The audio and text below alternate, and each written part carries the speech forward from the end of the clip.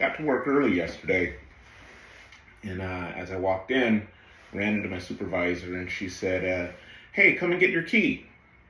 And I said, "Okay." So followed her into the secretary's office, and on the way in, I asked her, "What key am I getting?"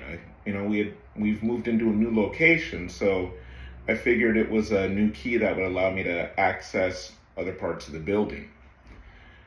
She says, "Oh, we found your key on the deck, and it was just a random key laying there next to a workstation, so we had to, log in and see who the key was issued to." She handed me an envelope, and I opened it up, and there was a single key.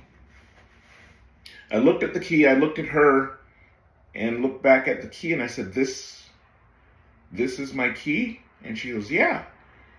And I recognized the key, and I said, "This key should be in the cup holder of my car.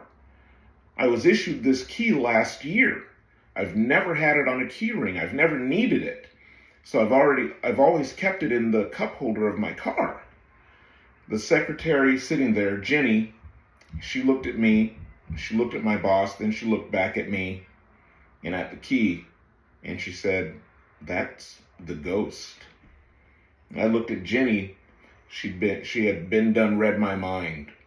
That was the ghost. And damn, the key from the cup holder in my car.